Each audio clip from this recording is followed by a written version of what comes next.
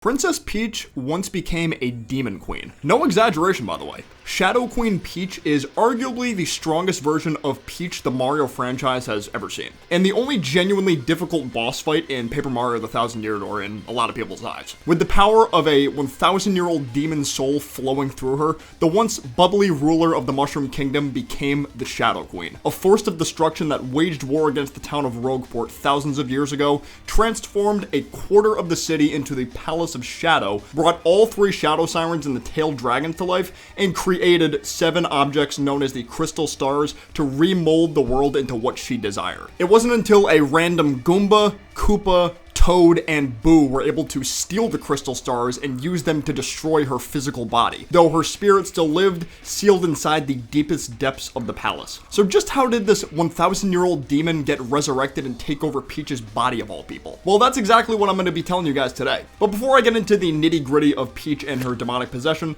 don't forget to like and subscribe. You know, this channel is only a couple weeks old, so I appreciate as much support as you guys can give. Everything started when Peach went to visit the town of Rogueport one day. Once she got there, she stumbled upon a sketchy-looking merchant. She asks about the strange box he has, which he tells her there's a map inside that leads to a legendary treasure. However, only someone pure of heart can open the box. Of course, Peach is able to open it, leading to a glow coming from said box. Peach finds a magical map and realizes that the treasure is likely real, so she writes a letter to Mario inviting him on a treasure hunt for the ages. However, before Mario is able to properly meet up with Peach in Rogueport, she is kidnapped and taken to the moon by a group of baddies that call themselves the X-Nauts. They are led by Sir Grotus, whose goal is to find all 7 crystal stars that the Shadow Queen created that have been scattered around various lands that surround Rogueport, in hopes of opening the Thousand-Year Door Palace to the Shadow so he can reawaken the Shadow Queen's soul and take over the world. After Mario's run-in with Lord Crump, Sir Grotus' second in command, he realizes something is fishy. So he eventually meets up with local college student Goombella and one of her teachers, Professor Frankly, to learn the whole scope of the situation. Thus, Mario's journey to get all 7 crystal stars before Sir Grotus begins. All the while Mario is having the adventure of a lifetime searching for these magical objects,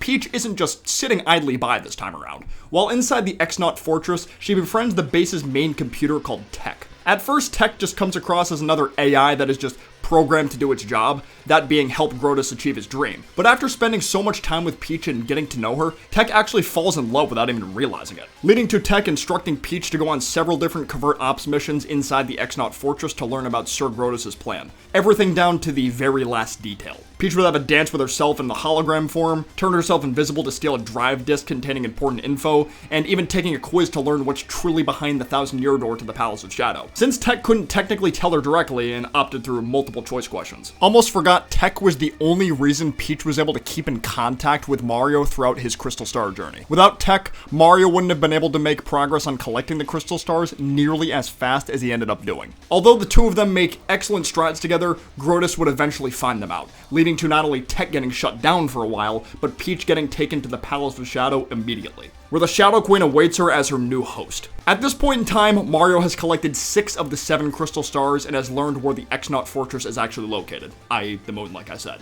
Thinking Princess Peach is still there, he goes through the entire fortress where he not only defeats Lord Crump for a 4th time, but is able to meet Tech. Tech was able to have a small interaction with Mario off the small backup power that was still able to keep him functioning, albeit for just a short period of time. Tech tells Mario that Peach has been taken to the Palace of Shadow, where she'll be the vessel for the Shadow Queen. Mario rushes to the door as fast as possible to finally get it open.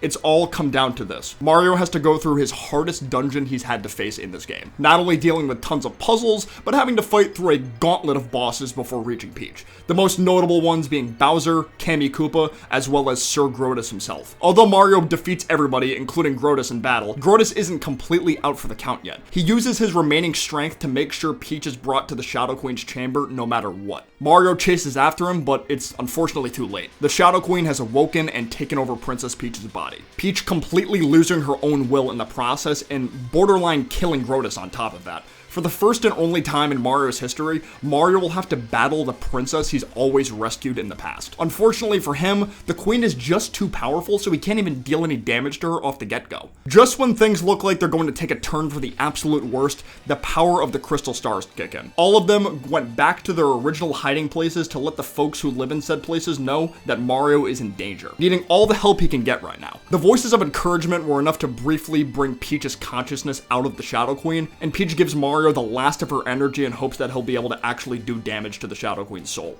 Thankfully, it was enough for him and his team of partners. After a grueling battle, the Shadow Queen's soul is destroyed and Princess Peach is saved once again, with her, Mario, Luigi, and Toadsworth returning to the Mushroom Kingdom happily ever after. That just about wraps it up on Shadow Queen Peach. This is still one of my favorite takes on a final boss in Mario, and I wish we got to see more bosses like this even in the non-spin-off Mario titles. I love Bowser, but shaking things up every now and then wouldn't necessarily be a bad thing either. But of course, that's just my opinion. Let me know in the comments below what you guys think of Shadow Queen Peach, or if you have any other ideas for videos I could do in the future. Once again, don't be a stranger to hit that like button and subscribe button with the notifications turned on so you don't miss future uploads. But for now, I will see you guys next time. Peace out, take care, bye-bye.